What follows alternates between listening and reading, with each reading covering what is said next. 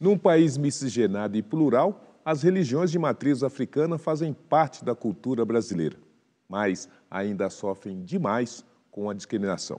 De mente aberta e com muito respeito, chegou a hora de falarmos sobre religião e racismo. Estamos começando mais um programa Negros em Foco.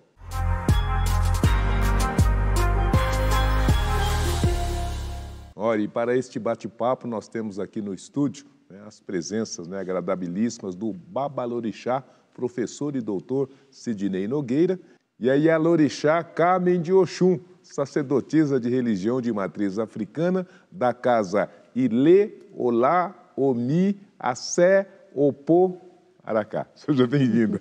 Muito obrigada. Uma alegria tê-la conosco. Um prazer muito grande é meu também. Eu também, estou muito feliz de estar aqui e poder desenrolar essa conversa. Aliás, eu já começo perguntando, pai Sidney, como é que é o nome desse instrumento, dessa indumentária que você tem às mãos? É uma insígnia, não é? Nós chamamos de opá. Opá é cajado. Sim. Em Yorubá. Esse é um opá Exu. Ele tem uma lição potente para nós, que Exu é o orixá da mutabilidade. Mutabilidade. Da e mudança. Na nossa cultura, a mutabilidade é a única certeza da vida. Que maravilha. Mãe Carmen, pois é, a religiosidade afro-brasileira é, antes de tudo, uma grande dimensão da cultura de todos nós brasileiros, mas a gente conhece muito pouco sobre isso. E mais, tem algumas reservas também. Por quê? A religião de matriz africana ainda traz uma dificuldade muito grande de assumir esse posto nosso, dos nossos antepassados, dos nossos ancestrais. Porque o que mais pesa em relação a tudo isso é a falta do conhecimento, do estudo, de aprender a cultura religiosa de matriz africana. Apesar que hoje está sendo muito mais divulgada, difundida. Então, hoje, ser religioso de matriz africana é como ser negro, é mais assumido. Se você anda na rua vestido, se você usa a sua indumentária, o seu fio de conto, você está afirmando que você é tradicional de religião de matriz africana. A mãe Carmen está dizendo que é uma expressão da ignorância, do desconhecimento, mas também é expressão da intolerância e da discriminação, não é isso? Não, sem dúvida. Não é. Nós vivemos numa sociedade que insiste em reiterar a mão única, o dogma, o caminho único. E aí, nós temos essas pessoas movidas, na minha cabeça, pelo medo, não é? Que praticam a intolerância religiosa, o racismo religioso. É o medo da mudança, o medo da diferença, o medo do desconhecido, e também por isso que a educação tem um papel importantíssimo na formação da nossa sociedade para nos levar a uma cultura de paz. Mas a gente precisa saber também que é lei, está na Constituição Federal e toda pessoa tem direito à liberdade de religião, consciência, pensamento e que a prática da intolerância religiosa é considerado crime, punido com penas severas. E mesmo assim, o número de vítimas da intolerância religiosa só tem crescido.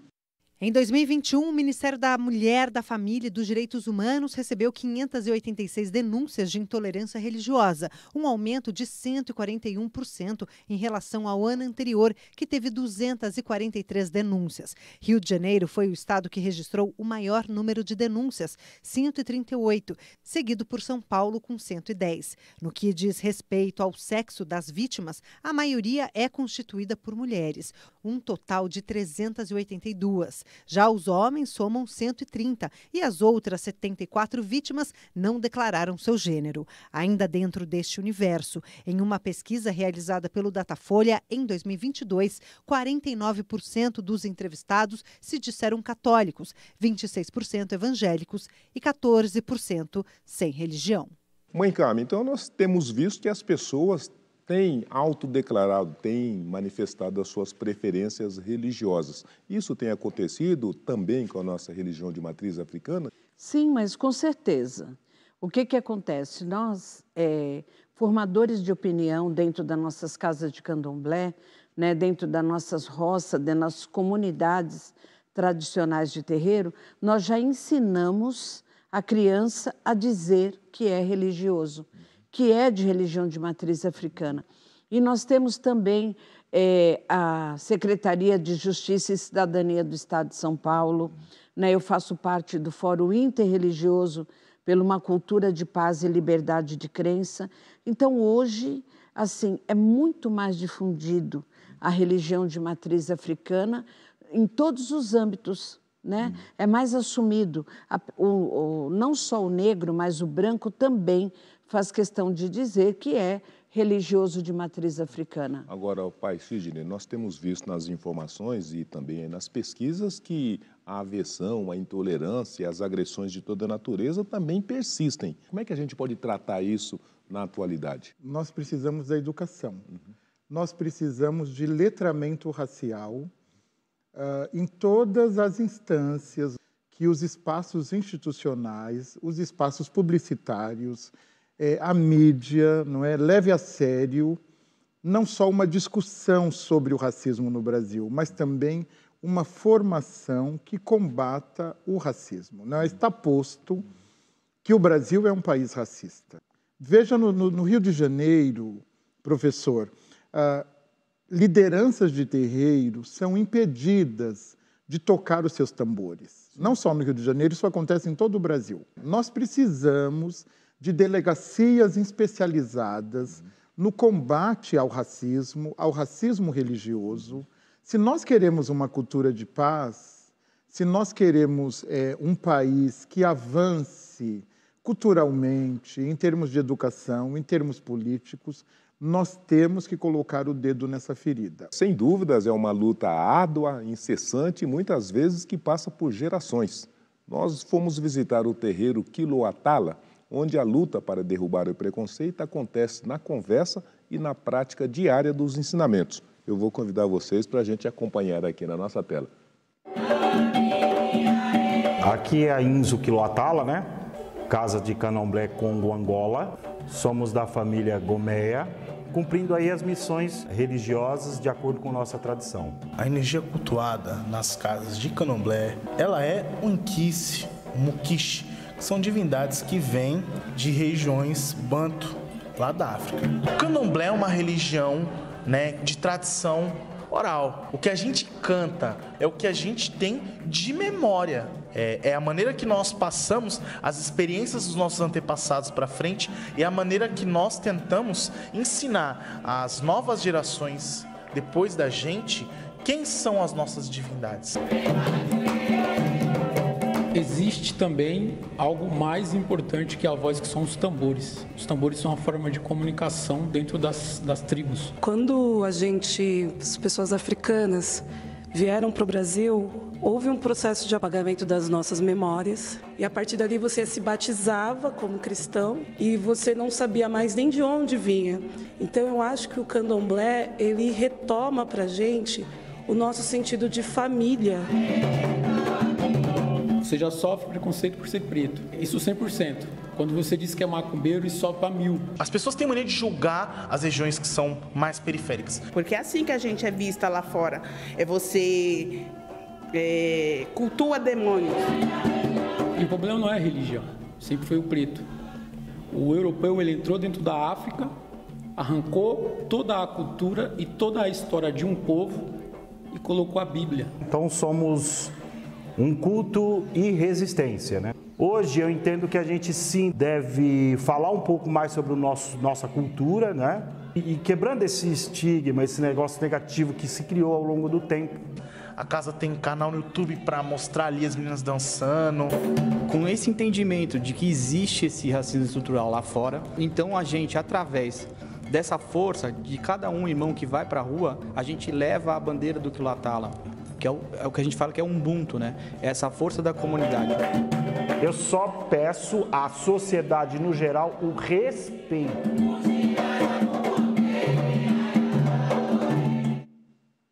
Pois é.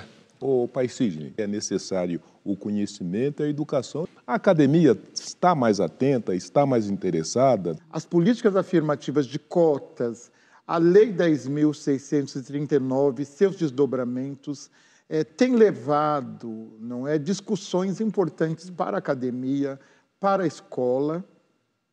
E por meio dessas discussões e do acesso ao conhecimento, à nossa ancestralidade negra, os nossos filhos e filhas, não é, mãe Carmen, têm retornado para o terreiro. Aliás, a gente viu na matéria que, junto com o saber acadêmico, também tem o saber, não é, ancestral, a oralidade, mas também a música, que é um veículo muito importante, né, para levar essas mensagens das religiões de matrizes africanas. E eu quero convidar vocês para nós ouvirmos o que o Carlinhos Brown, né, que é um grande músico, tem a dizer sobre a importância, o impacto da música na religião. Vamos acompanhar. Quando a gente ouve oba, oba, oba, isso é música de terreiro, que Benjó traz, e anteriormente outros grandes artistas, né, já haviam manifestado isso. A música é a própria espiritualidade. A primeira coisa que nós temos que reparar é que a ancestralidade recorre à música para se comunicar. Tudo que nos antecede é espírito, e são eles que se comunicam com essa metafísica maneira sonora de dizer sobre a existência e de progredir aquilo que a ancestralidade ainda não conseguiu alcançar. Ou também deixar claro de que muitas coisas eles também já avançaram, e a gente é que precisa correr atrás ou correr para trás para entender a base, para aí sim ter certeza do que é presente e futuro. Pai Sidney, quer dizer que a música é o combustível que move toda essa mudança, toda essa ampliação do ambiente religioso afro-brasileiro? A música, ela é fundamental, e veja bem que nós temos, né, o terreiro, ele é de tradição oral, como são as sociedades no continente africano, e nós só conseguimos cantar em Yorubá, Kikongo, Kimbundo, Evefon, que são línguas africanas dos escravizados, por conta da manutenção melódica. Sim. Nós aprendemos no candomblé repetindo, não é, mãe Carmen? Repetindo. A cantiga, ela se repete 1, 2, 3 vezes, né? E é cantado constantemente aquelas cantigas, né? E também, a nossa cantiga, além de falar o Yorubá, nós falamos um português correto. Então, é cultura também. A criança aprende cantando falar o português correto. E é interessante que nossa cultura é uma cultura da flexibilidade do corpo, é da dança. E o corpo, ele se sintoniza aos nossos ancestrais por meio da dança. Daqui a pouco, o exemplo que vem do mundo corporativo e uma conversa com o doutor Anivaldo dos Santos Filho, da IDAFRE. Não sai daí. O programa Negros em Foco volta já já.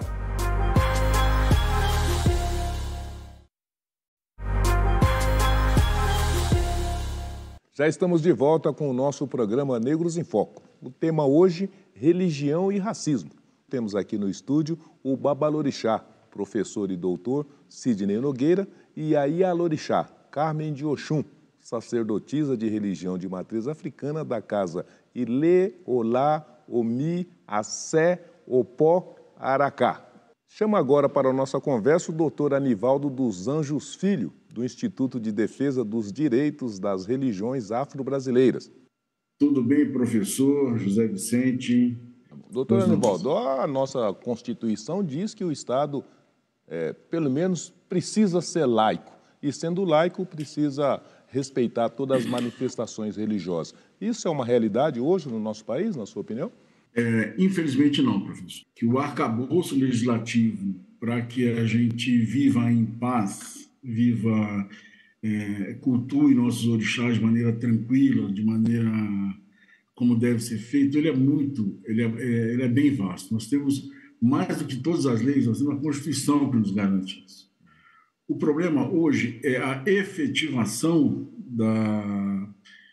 do fazer valer a Constituição, porque assim a intolerância religiosa como um todo, se parar só na intolerância, que é o não fazer, é o não aceitar, é o não tolerar, não nos atingiria. O IDAFRO tem tido muito trabalho? Tem tido bastante trabalho exatamente por essa dificuldade principalmente dos órgãos governamentais, de entender que a Constituição existe, tem que ser respeitada. E a intolerância recai efetivamente sobre as religiões de matriz afro-brasileiras. E, por vezes, tolerada e até incentivada pelo poder público, que é lamentável. Agora, doutor Nivaldo, as pessoas que se sentirem agredidas, ofendidas, precisam continuar procurando o poder público, tem que ir na delegacia, no Ministério Público?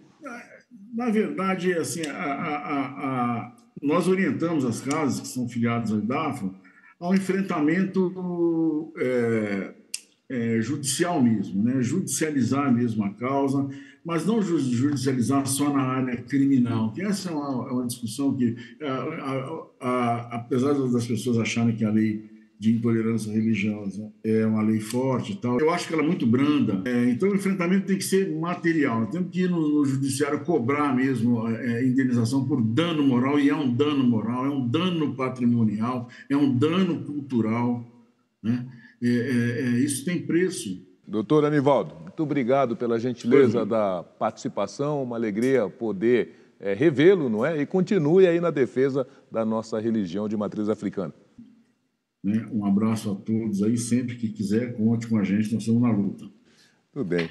Agora, o pai Sidney, esse caso que o doutor Anivaldo está narrando, ele acontece com muita frequência, ou seja, aquela situação em que a justiça, né, chega até o extremo de afastar os jovens dos seus pais, dos seus familiares, porque eles têm essa iniciação religiosa na religião de matriz africana. Isso ainda acontece com muita frequência? Isso não é uma violência drástica contra essa religiosidade? Tem acontecido muito a perda da guarda, não é, do filho, da filha. E o pior é que, normalmente, a denúncia é do Conselho Tutelar. O Conselho Tutelar ele está instrumentalizado pelas religiões hegemônicas no Brasil, que nos perseguem e se voltam contra nós. Felizmente, depois que judicializamos, não é, os juízes fazem uma análise aprofundada e rigorosa e conseguem reverter. Mas eu queria convidar vocês, inclusive, para saber que também, aos poucos, os elementos rituais de personagens de religiões com base na cultura de matriz africana surgem em meio às conversas, no dia a dia, na música, na mídia e até no carnaval, né? E foi o que fez, por exemplo, a Escola Grande Rio, campeã de 2022 no Rio de Janeiro, com samba enredo Fala Majeté, 7 chaves de Exu, né? E o ator Demerson Dálvaro interpretou Exu na comissão de frente. E ele tem uma curiosidade, ele é neto de umbandista e filho de evangélica, e apesar de não frequentar nenhuma ou outra religião, falou para os negros em foco sobre esta entidade. Vamos acompanhar. A gente tem que falar também do preconceito que se tem sobre religiões de matriz africana. Não é de hoje. Desde que a primeira caravela chegou no Brasil, já se tem esse preconceito, já pintam Exu como o diabo. Exu não é o diabo. Exu é caminho. O diabo é o ser humano, não é Exu. Exu é força, Exu é vitalidade, Exu é potência.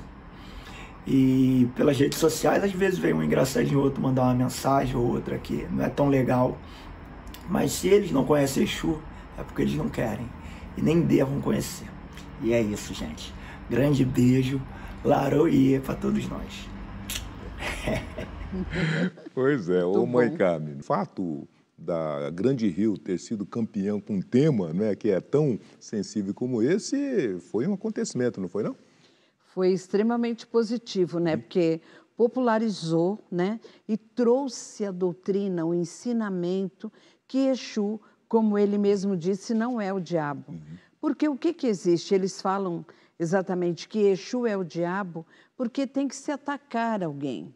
Né? Então, qual é a forma de se sobressair dentro de outras religiões, né, que não vem ao caso no momento, mas outras religiões, elas atacam as religiões de matriz africana, chamando de diabo, que o nosso orixá é isso, que nós cultuamos essa negatividade tão ruim, porque é uma forma de se sobressair. A falta de educação, de cultura e de aprendizado leva ao intolerante pensar dessa forma. Agora, Pai Sidney, eu me recordo que dentro desses confrontos, as oferendas é uma oferenda tão comum como se faz em todas as demais religiões. E por conta disso, ele também precisa ser protegido. E essa questão foi levada, né, até para o Supremo Tribunal Federal e, afinal, a Justiça diz que sim, né, as manifestações religiosas de matriz afro-brasileira precisam ser respeitadas e precisam ser protegidas. Nós temos tido vitórias importantíssimas que colocam a nossa religião de matriz africana no foco. Nenhuma outra religião, professor, chegou ao Supremo Tribunal. Pois é. Mas o que acontece? Nós temos vivido um projeto político de poder que quer reduzir a existência humana, a vida humana, ao bem versus mal. E quem está do lado do mal? As religiões de matriz africana, que são colocadas semanticamente neste lugar. Nós não podemos aceitar esse tipo de pensamento que nos reduz, não é? E nos apequena e nos deixa encarcerados. E pensando que todos somos seres sociais, políticos e profissionais, a gente tem visto que nos mais variados ambientes e também no ambiente de trabalho, cada vez mais as pessoas estão sendo estimuladas a se apresentar com essas indumentárias. Isso é um progresso? Isso é um acolhimento importante para essa questão, mãe Carmen? Hoje, o nosso povo, né, todas as pessoas usam, né, a sua africanalidade assim muito grande. A África entrou dentro de cada um dos nossos filhos da casa, e se vestem e se paramentam exatamente para ir ao seu trabalho, né? Os turbantes, inclusive, os né, turbantes, os turbantes e as contas, isso. As pessoas são de branco, né? Toda sexta-feira é muito necessário que se vá de branco. E o nosso povo hoje vai de branco. E as casas nossas de candomblé também estimulam o profissionalismo, prepara, costura, cria moda, né? Existe moda dentro da casa de candomblé, as costureiras, as pessoas que fazem seus desenhos, que preparam as pessoas para saírem das suas casas, não só dos terreiros, mas das suas casas, para irem trabalhar vestida com os tecidos africanos, com os panos na cabeça, os torsos nos turbantes, e os fios de conta. E hoje existe uma liberdade maior, um respeito maior, né? E uma condição. Beleza maior, né? Afinal uma beleza de contas, maior. Olha aí que né? chiqueza. Agora, é muito linda, né? Agora, Sidney, junto com a beleza da indumentária, o que nós estamos dizendo é que tem uma economia, não é, da religiosidade de matriz africana, que seguramente gira muito recurso econômico e financeiro. A religião, aqueles que operam, está se apropriando dessa dimensão econômica, dessa cadeia? Eu acredito que nós temos muito para avançar, não é? Então, nós temos avançado, quer dizer, nós consumimos muito roupas africanas, sim. Nós consumimos grãos, elementos, nós consumimos... As oferendas custam dinheiro, sim, não é? Sim. Então, nós movimentamos também a economia do país. Isso precisa ser reconhecido, não é? Há muita riqueza no terreiro e nós precisamos de políticas públicas de apoio à economia autossustentável do próprio terreiro. Sidney, muitíssimo obrigado pela gentileza da presença. Eu que agradeço. Espero que nós possamos conversar mais vezes sobre esses temas tão importantes para a diversidade do Brasil. Com certeza, vamos estar mais vezes. Mãe Carmen, olha, parabéns por essa beleza, né, extraordinária, parabéns pelo trabalho e obrigado pela presença. Eu agradeço profundamente, eu sei que o nosso povo todo, né, está feliz, contente, e por nós podermos realmente estar aqui, e essa abertura sua é extremamente fundamental para essa divulgação, para esse respeito, para essa quebra, né, desse racismo estrutural, essa situação grave. Você aí de casa, muitíssimo obrigado pela gentileza da audiência. Tenha a todos aí uma ótima semana e até o nosso próximo programa Negros em Foco. Axé. Muito axé.